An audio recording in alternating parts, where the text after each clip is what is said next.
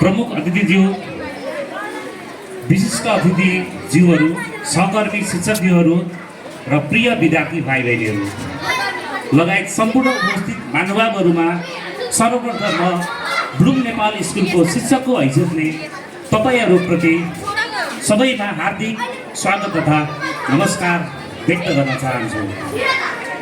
यस विद्यालयले आयोजना गरेको प्रथम वार्षिक उत्सव तथा पुरस्कार वितरण कार्यक्रम हाम्रो विद्यालय परिवारको लागि मात्र नभई सम्पूर्ण अभिभावक र विद्यार्थीको लागि महत्त्वपूर्ण क्षण हो।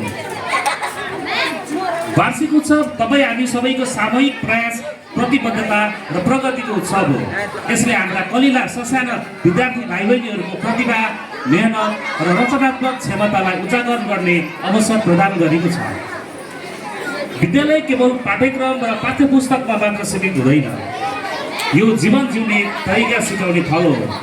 यस ब्लुम नेपाल स्कुल शिक्षामा नवीनता, अनुशासन, आत्मविश्वास, प्रविधि मैत्री र बाल मैत्रीको साथै जीवन उपयोगी शिक्षा प्रदान गर्नको लागि परेको छ।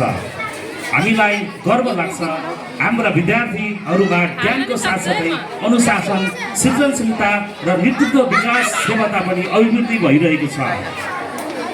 यस सफल यात्रामा हातमा हात मिलाई विद्यालय परिवारसँग हाम्रा प्रिय अभिभावकज्यूहरू र प्यारा विद्यार्थी भाइ बहिनीहरू सँगै हुनुहुन्छ। अन्त्यमा फेरि पनि यहाँहरू सबैलाई हार्दिक स्वागत गर्दै म यहाँबाट बिदा हुन चाहन्छु। हस्त धन्यवाद।